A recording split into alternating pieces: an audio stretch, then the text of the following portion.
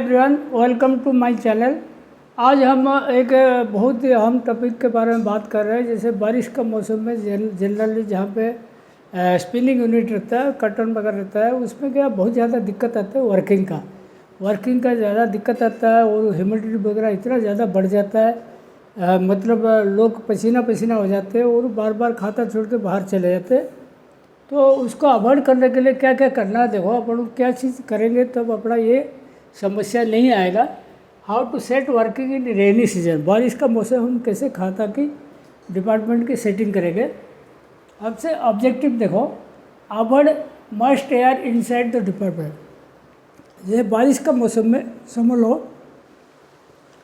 बाहर का एयर आ जाएगा, जो नमी रहता है बारिश का मौसम आपको मालूम होगा 90-95% RH रहता है आउटसाइड में। अगर आपके मेन गेट जहाँ पे वर्कर आते जाते हैं या जो जो एंट्रेंस है जहाँ पे ब्लो रूम गेट के पास रहता है, कोई पैकिंग गेट के पास रहता है, वो सब गेट के पास क्या करना है, मतलब बाहर का जो मतलब नमी है वो अंदर ना आए, उसके लिए प्रिकॉशन लेना सबसे पहला point. RH percentage to maintain, RH percentage जैसे आपको बताया जाएगा प्रिकॉशन में, उसी हिसाब से मेंटेन करना। RH बराबर रखोगे तो वर्किंग सही रहेगा। जैसे RH का टेंडेंसी होता है बारिश का मौसम में अचानक बढ़ जाता है, जैसे रिम फिर में वो 50-52% रखते हैं, 65 तक भी चला जाएगा। 65 तक जब RH हो जाएगा, लोग पसीना पसीना हो जाएंगे, टेम्परेचर कम रहेगा लेकिन पसीना बहुत बहेगा।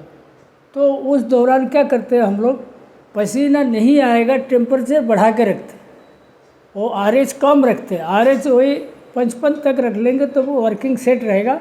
55 से ऊपर जाएगा 65% तक तो दिक्कत जाएगा। तो RH का आपको स्टैंडर्ड बता दिया जाएगा प्रिकॉशन में, उसी हिसाब से रखना। अवॉइड लैपिंग इन ऑल एरियाज, जैसे ड्राइंग है, सिंपलेस है, कुम्बर है, बिल्कुल लैपिंग हो जाता है, बहुत भयंकर लैपिंग हो जाता है। इसलिए लैपिंग अवॉइड करने के लिए हम लोग कभी ड्राइंग कुम्बर वगैरह में मतलब आयोडीन लगाते, कभी वार्निश लगाते, कभी पेट्रोल से टॉप रोल वॉश करते, और वो ये सब चीज़ भी करना पड़ता है। और कंट्रोल उस्टर ऑफ ऑल मशीन्स, उस्टर क्यों कंट्रोल करके रखना पड़ेगा। IPI जो लेवल होता है बारिश का मौसम में 1.5 गुना बढ़ जाता है। समझ लो आपके 30 कैरेट का आता है, एग्जाम्पल बोल रहा हूँ, 600 IPI आता है, तो बारिश का मौसम में 900 तक भी आ जाएगा। तो इसको अवॉइड करने के लिए आपको उस्टर वैल्यू हर जगह कम करना पड़ेगा। ड्राइंग में उस्टर कम रहे, सिम्पलेस में कम रहे, कुम्बर में कम रहे, तो बिल्कुल उस्टर वैल्यू कम रहेगा तब जाको सही हो जाएगा। Kitty must drop from material, kitty क्या होता है, जैसे अपना सीड पार्टिकल होता है, सीड का टुकड़ा होता है, वो काला काला रहता है, वो जो किट्टी होता है, किट्टी अगर मटेरियल के अंदर से नहीं गिरेगा, वही किट्टी क्या होगा, IPI बढ़ाने में मदद करेगा। मतलब आइदर वो शर्ट थिक में गिन लेगा, नहीं तो नेप्स में गिन लेगा। तो वो जब गिन लेता है तो IPI डबल शो करता है। अगर जिस मटेरियल में किट्टी गिर जाता है वो मटेरियल बराबर रहता है, लेकिन फिर भी तो जो IPI लेवल है बारिश का मौसम में ज़्यादा रहेगा। जो धागा खरीदने वाला इनको भी मालूम है बारिश का मौसम में ज़्यादा आता है, इसी के कारण आता है, किट्टी का कारण आता है, ज़्यादा वो शो करता है, लेकिन वो मटेरियल इतना ख़राब नहीं रहता, लेकिन किट्टी के कारण वो ज़्यादा IPI दिखाता है। Check trash percentage of card sliver, carding का जो ट्रस्ट परसेंटेज है 0.100, 0.090, ऐसे ट्रस्ट परसेंट रहता है। ज़्यादा ज़्यादा मैक्सिमम जाएगा आपके 0.110 ट्रांस परसेंट। अगर ज़्यादा है इसका मतलब आपके ब्लो रूम कार्डिंग में ट्रांस झड़ा नहीं, तो उसमें वेस्ट का परसेंटेज मटेरियल के अंदर वेस्ट चिपक के आ जाता है। तो इसको भी कार्डिंग स्लाइवर का बार बार आपको ट्रांस परसेंटेज चेक करना पड़ेगा। Set speed parameter as per standard, set speed parameter मतलब ड्राइंग में हो, कार्डिंग में हो, सिंपलेक्स हो, रिम फ्रेम हो, स्टैंडर्ड के हिसाब से स्पीड चलाइए। कभी ज़्यादा चलाने का ज़रूरत नहीं, क्योंकि मौसम ख़राब रहता है, बारिश का मौसम में ज़्यादा चलाओगे क्वालिटी बिल्कुल अबनॉर्मल वाला आ जाएगा, तो फिर आप कंट्रोल नहीं कर पाओगे। डू नॉट यूज सब स्टैंडर्ड क्वालिटी पेपर कोन, ये भी इम्पोर्टेंट है। पेपर कोन जो होता है बिल्कुल बेस्ट पेपर कोन उस टाइम यूज करना, बिल्कुल ख़राब वाला लेना नहीं, ख़राब वाला लोगे तो वो फिर क्या होगा, रिजेक्शन होकर आपके रिजेक्शन परसेंटेज बढ़ जाएगा, आपको परेशानी में डाल देंगे। Check moisture percentage of raw material. कोई भी बेल इशू करते हो तो रॉ मटेरियल का मॉइस्चर जरूर चेक करना, बिना मॉइस्चर चेक करके आप लेना नहीं। Keep standard gauge in all areas. वही बताया था, जैसे उस्टर आपको बिल्कुल मिनिमम रखना है तो स्टैंडर्ड गेज मेंटेन करना, कोई गलत सल गेज नहीं रखना। और reduce roving TPI than standard.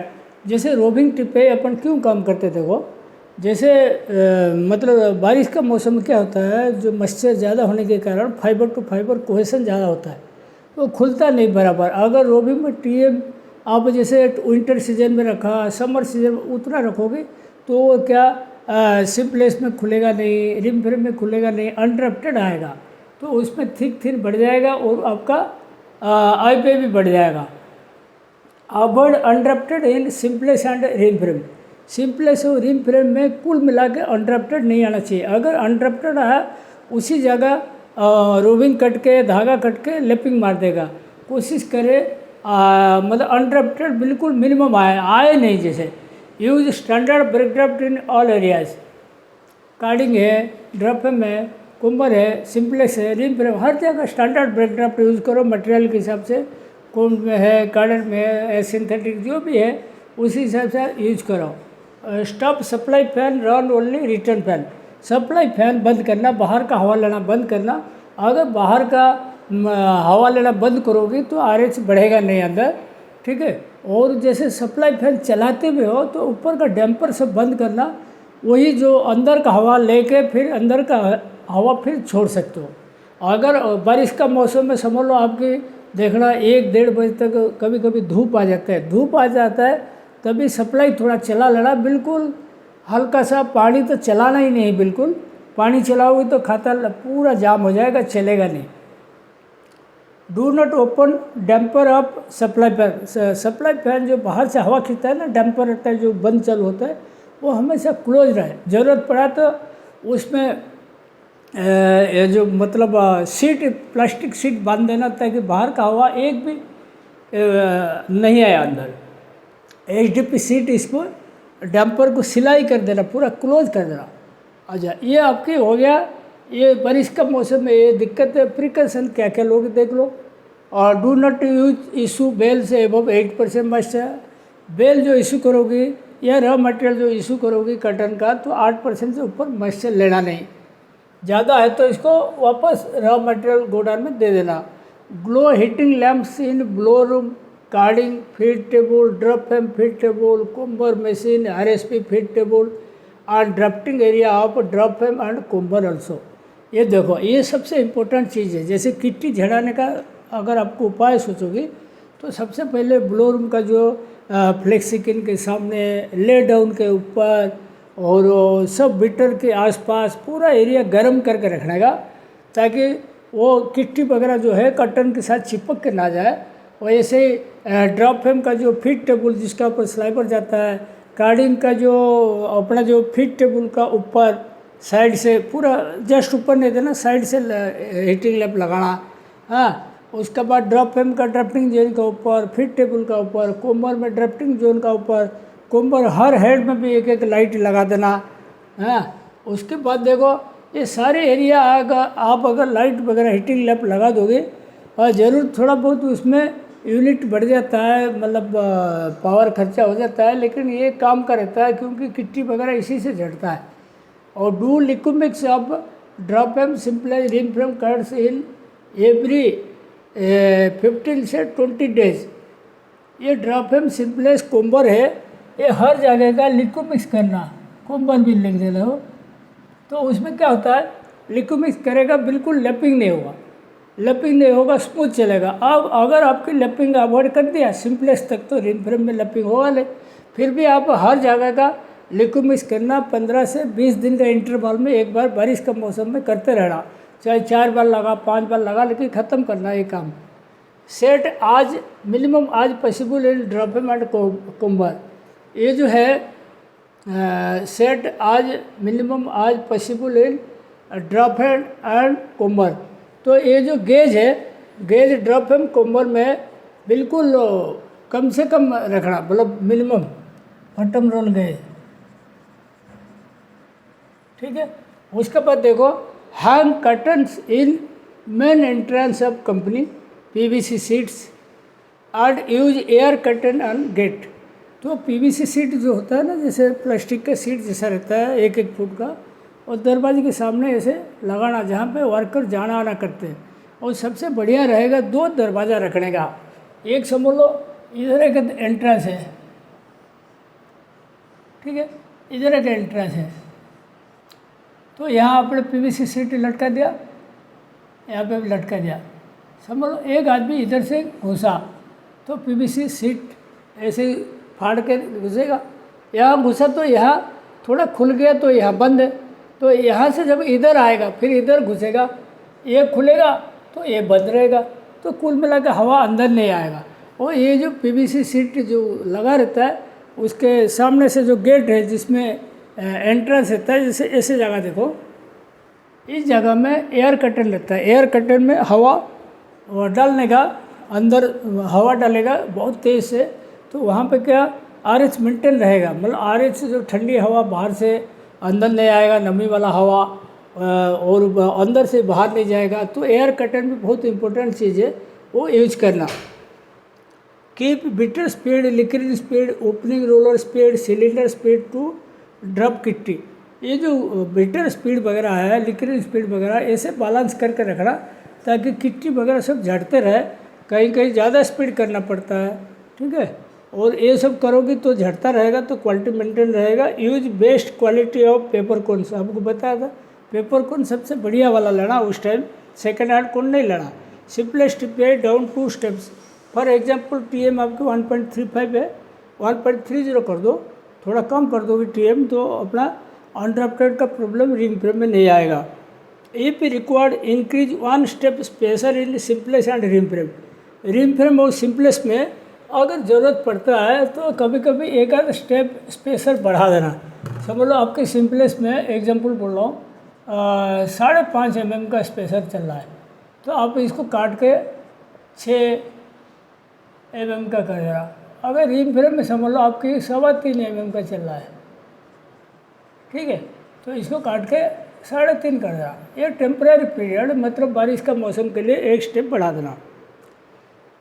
Keep RH इन पेपर ट्री बिलो 45%, जो रिलेटिव ह्यूमिडिटी होता है RH पेपर ट्री में ब्लो रूम से लेकर सिंपलेस तक 45% से नीचे रखो, क्योंकि जितना कम रखोगे उतना किट्टी झड़ेगा, ट्रांस गिरता रहेगा और आपके IPL लेवल मेंटेन रहेगा। Increase RH only in auto corner and packing. Auto corner packing में आप RH बढ़ा सकते हो, 65% 70% तक जा सकते हो, लेकिन वहाँ नहीं रखना, पेपर ट्री में नहीं रखना। Keep RH of ring frame 45 to 48% only, ring frame में 48% से ऊपर भी नहीं जाना। If possible increase 1 step TPI in ring frame, अगर ज़रूरत पड़ता है कभी कभी वर्किंग आपके कंट्रोल के बाहर हुआ, 1 स्टेप टिपे ही बढ़ा सकते हो, उससे ज़्यादा नहीं बढ़ाना। और सबसे इम्पोर्टेंट चीज़ देखो, जब अपन RH मेंटेन करने जाएंगे, RH कम रखने जाएंगे, तो उस टाइम क्या होगा, थोड़ा ये बढ़ेगा, मतलब टेम्परेचर बढ़ेगा। इसको कवर करने के लिए क्या करना, देखो बारिश का मौसम में अगर आप हेल्दी वर्किंग रखोगे, हेल्दी एटमॉस्फेयर रखोगे, तो सबसे बढ़िया मेरा जो कहना है, मैं लिखा नहीं इसमें, कारीगर लोग को नींबू पानी ज़रूर पिलाना, मतलब बर्फ़ मंगाना, नींबू मंगाना और शक्कर मंगाना, नमक डालना, थोड़ा जो घोल के सबको 1-1 गिलास 2-2 गिलास पिलाना। मतलब अगर पिलाओगे तो उनको थोड़ा मतलब गर्मी से राहत मिलेगा। और नहीं तो मैंने देखा कई जगह इतना गर्मी होता है कारीगर गिर जाते हैं खाते में, तो ये सिचुएशन नहीं होने देना। आप कारीगर आपकी रहेगा तो मिल चलेगा, कारीगर नहीं रहेगा, गर्मी के डर के मारे नहीं आएगा तो नहीं चल पाएगा। तो ये सब सिस्टम अपनाओगे तो बारिश का टाइम बड़ा आराम से कट जाएगा। आज का वीडियो मैं यहीं पे रखता हूँ। Thank you.